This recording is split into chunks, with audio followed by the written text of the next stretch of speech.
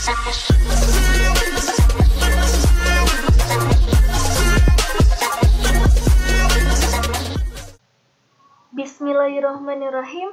Assalamualaikum warahmatullahi wabarakatuh.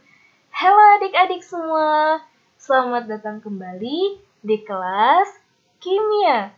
Nah, tentunya tetap bersama Miss Aida. Nah, kali ini kita akan mempelajari materi apa sih, Miss? Oke adik-adik, kali ini kita akan mempelajari kelanjutan dari materi sifat koligatif larutan. Oke, penasaran bukan? Yuk simak pembelajarannya lebih lanjut ya adik-adik. Oke adik-adik, tadi kan judul pembelajarannya adalah sifat koligatif larutan. Nah, di situ terlihat ya, ada kata larutan. Nah, larutan itu sendiri ada yang sifatnya yaitu non-elektrolit. Nah, kalian sudah tidak asing bukan? Ini sudah kalian pelajari di kelas 10. Yang dimaksud non-elektrolit adalah larutannya tidak dapat terurai ion-ionnya, sehingga tidak ada ion-ion yang bergerak bebas yang menyebabkan ia tidak dapat menghantarkan arus listrik. Nah, untuk macam-macamnya yang pertama ada penurunan tekanan uap yang disimbolkan dengan delta P, lalu ada kenaikan titik didih yang disimbolkan dengan delta TB, selanjutnya ada penurunan titik beku yang disimbolkan dengan delta TF, dan yang terakhir ada tekanan osmotik yang disimbolkan dengan P. Nah, dari keempat jenis sifat koligatif larutan ini akan dikaitkan dengan satuan konsentrasi dari suatu larutan yang sudah kalian pelajari di minggu sebelumnya. Untuk penurunan tekanan uap itu sendiri akan dikaitkan dengan fraksi mol yang disimbolkan dengan X besar. Dia juga akan dikaitkan dengan hukum Raoult. Lalu untuk kenaikan titik didih dan juga penurunan titik beku akan dikaitkan dengan satuan konsentrasi dari molalitas yang disimbolkan dengan M kecil, sedangkan tekanan osmotik akan dikaitkan dengan molaritas yang disimbolkan dengan M besar. Nah, selain ada larutan non-elektrolit, ada juga lawannya yaitu larutan elektrolit. Nah, untuk larutan elektrolit itu sendiri, ia adalah larutan yang dapat menguraikan ion-ionnya sehingga ion-ionnya dapat bergerak bebas dan dapat menghantarkan arus listrik. Dan untuk elektrolit ini akan dikaitkan dengan yang namanya hukum Van Hoff yang disimbolkan dengan I kecil karena ia dapat terionisasi. Oke adik-adik, tadi kan kalian sudah mempelajari ya macam-macam dari sifat koligatif larutan. Nah, sebelum kalian mempelajari satu-satu dari sifat koligatif larutan tersebut lebih mendalam, maka kita akan pelajari diagram PT dari sifat koligatif larutan terlebih dahulu. Nah, apa sih Miss yang dimaksud dengan diagram PT? Oke adik-adik, untuk penjelasannya kalian perhatikan diagram berikut ini ya. Nah, pada diagram ini kalian perhatikan, terlihat di sini ada simbol P ya adik-adik. Nah, simbol P di sini memiliki satuan konsentrasi yaitu milimeter hidrogirum. Nah, kalau dia memiliki satuan konsentrasi ini, maka tergambar bahwa simbol ini adalah tekanan ya adik-adik. Nah, sedangkan T yang dimaksud pada diagram ini adalah suhu ya adik-adik, karena terlihat dari satuan konsentrasinya yaitu derajat Celcius. Oke, jadi diagram PT ini adalah diagram yang menghubungkan antara tekanan dan juga suhu ya adik-adik. Nah, lalu selain itu kalian harus mampu menganalisis dari diagram PT ini adik-adik.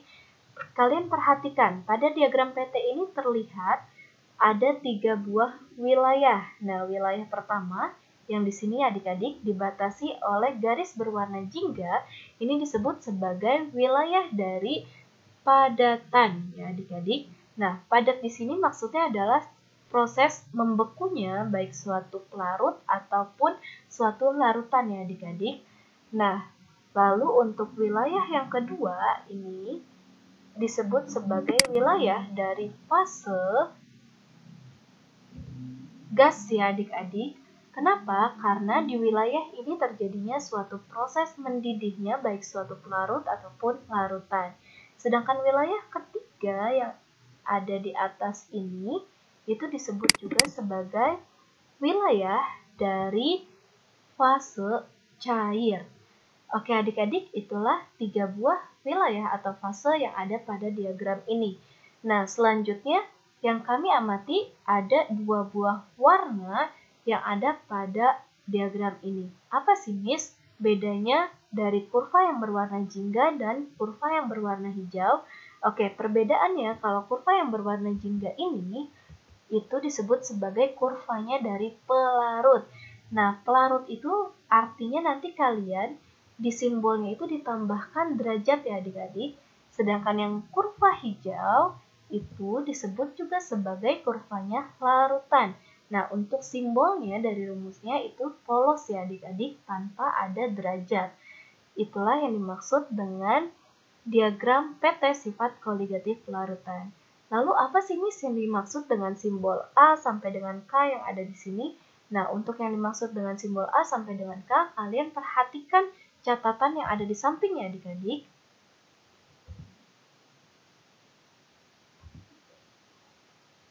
Oke, di sini ada catatannya ya adik-adik. Kalau wilayah A sampai dengan B itu sama dengan wilayah E sampai dengan F. Ini ya, A sampai B sama dengan wilayah E sampai dengan F.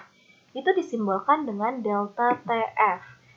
Nah, mengapa demikian? Wilayah ini disebut sebagai wilayahnya dari delta TF. Nah, hal tersebut terjadi karena di situ terlihat bahwa wilayahnya itu adalah wilayah dari fase padat. Nah, di wilayah fase padat terjadinya suatu proses membekunya suatu larutan ataupun pelarut. Makanya disimbolkan dengan delta TF. Nah, untuk wilayah B sampai dengan F ini terlihat ada di kurva berwarna jingga, artinya B sampai dengan F itu adalah punyanya si pelarut ya adik-adik. Makanya di sini titik bekunya, titik beku dari B sampai F itu adalah titik beku dari pelarut. Makanya dia harus ditambahkan dengan simbol derajat. Jadi di sini untuk B sampai F disimbolkan sebagai TF derajat. Nah, lalu untuk yang A sampai dengan yang E itu disebut sebagai apa, Miss? Kalian perhatikan, dari A sampai dengan E itu terdiri dari kurva yang berwarna hijau. Itu berarti kurva ini adalah kurvanya larutan. Karena wilayahnya ini adalah wilayah padat, maka dia adalah titik bekunya, titik beku dari larutan. Jadi simbolnya hanya TF ya adik-adik, jadi polos. Nah, makanya yang disebut delta TF, rumus dari delta TF, yaitu adalah TF derajat dikurangi TF. Jadi kanan dikurangi kiri, B dikurangi A. B itu adalah TF derajat, dan TF derajat itu adalah titik beku dari pelarut atau air murni yang selalu nilainya yaitu 0 derajat Celcius. Jadi jika di soal tidak diketahui nilainya, maka nilai dari TF derajat yaitu adalah 0 derajat Celcius. Jadi rumus delta TF yaitu 0 derajat Celcius dikurangi TF. Lalu untuk wilayah C sampai dengan D itu sama dengan wilayah G sampai dengan H. Nah, karena dia wilayahnya adalah wilayah fase gas, maka di sini terjadi suatu proses mendidihnya baik suatu pelarut ataupun larutan. Nah, kalian perhatikan sama ya, rumusnya itu kanan dikurangi kiri, berarti wilayah D dikurangi wilayah C.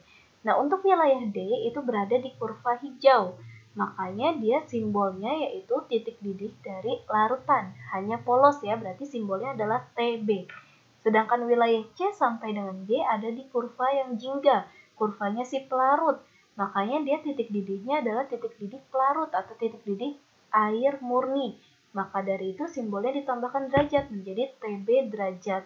Dan TB derajat, titik didih dari air murni itu selalu 100 derajat Celcius. Jadi rumus dari delta TB yaitu adalah TB dikurangi TB derajat atau TB dikurangi 100 derajat Celcius. Itu ya teman-teman. Nah, selanjutnya di situ terlihat ada delta P atau rumus dari penurunan tekanan uap. Nah, untuk penurunan tekanan uap di sini terlihat ya adik-adik ada wilayah G sampai dengan K. Itu untuk wilayahnya delta P. Nah, kalian perhatikan bahwa delta P itu sama ya, selisih ya kan? Nah, kalau selisih berarti yang lebih besar dikurangi yang lebih kecil. Nah, untuk angka yang lebih besar pastinya adanya di atas ya adik-adik dibandingkan yang di bawah. Maka dari itu atas dikurang bawah, yang G dikurangi yang K. Nah, untuk wilayah G karena ada di bagian kurva yang berwarna jingga, makanya dia wilayah pelarut. Makanya tekanannya itu adalah P derajat simbolnya. Jadi, yang wilayah G ini adalah wilayahnya dari tekanan uap air murni dikurangi dari yang wilayah K. K-nya ini wilayah hijau, berarti dia wilayah dari P simbolnya ya. Makanya P itu adalah tekanan uap jenuh dari suatu larutan. Maka dari itu rumus dari delta P adalah P derajat dikurangi P. Yang P derajat atau tekanan uap dari air murni selalu lebih tinggi dibandingkan yang tekanan uap dari larutan. Itu penjelasannya ya adik-adik. Semoga kalian paham. Oke teman-teman, perhatikan pada fenomena yang ada di gambar berikut. Nah, di sini ada orang yang sedang membaca tapi bukan di tempat yang sewajarnya, yaitu dia membaca di atas air laut. Mungkin tidak menurut kalian hal itu bisa terjadi? Oke, dari gambar ini itu terlihat bahwa hal tersebut mungkin terjadi. Mengapa demikian? Karena pada air laut ini terdapat suatu zat terlarut dengan jumlah konsentrasi yang sangat tinggi, sehingga menyebabkan air laut ini sukar menguap, adik-adik. Nah, karena dia sukar menguap, menyebabkan tekanan uap dari suatu larutan itu semakin turun jumlahnya.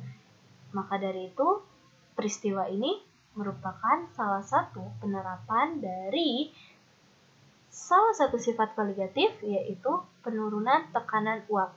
Jadi semakin tinggi jumlah konsentrasi dari zat terlarut, maka akan semakin sukar suatu larutan tersebut untuk menguap, sehingga tekanan uapnya semakin turun. Nah, hal tersebut hanya terjadi pada wilayah laut mati ataupun kolam apung. Nah, kalian bisa mencari contoh yang lainnya ya. Oke adik-adik, untuk selanjutnya Miss akan menjelaskan ke kalian lebih lanjut dan lebih mendalam tentang bagian dari sifat koligatif yang salah satunya yaitu tentang penurunan tekanan uap. Nah, untuk penurunan tekanan uap atau delta P, di sini telah tersedia eksperimen dari 3 buah gelas kimia, di mana pada gelas 1 berisi air murni, pada gelas 2 yaitu larutan gula, sedangkan pada larutan yang ketiga yaitu adalah larutan garam. Nah, pada ketiga gelas ini sama-sama akan dididihkan, dan untuk jumlah zat terlarutnya yaitu pada gula ataupun garamnya yaitu akan terdiri dari 10 butir zat terlarut, baik itu gula ataupun garam. Jadi jumlah konsentrasinya sama, yang disimbolkan dengan bola berwarna merah. Nah, pertama jika kita didihkan air murni dengan suhu yang sama, maka di sini memunculkan uap sebanyak, kita hitung ya, 1, 2, 3, 4, 5, 6, 7, 8. Ada sebanyak 8 uap. Nah, sedangkan jika larutan gula kita didihkan, maka akan menimbulkan uap sebanyak, ada 1, 2, 3, 4, 5, 6. Ada 6 uap. Lalu, kalau larutan garam, jika kita didihkan, maka ia akan menimbulkan uap sebanyak, kita hitung ya teman-teman, ada 1, 2, 3, 4. Ada 4 butir uap. Nah, dari sini kita bisa simpulkan ya, adik-adik, bahwa tekanan uap dari air murni, jumlah uapnya yang dihasilkan akan jauh lebih tinggi dibandingkan tekanan uap dari suatu larutan. Terlihat dari jumlah uap yang dihasilkan. Nah, mengapa terjadi hal ini? terjadi karena sesuai dengan hukum Raoult.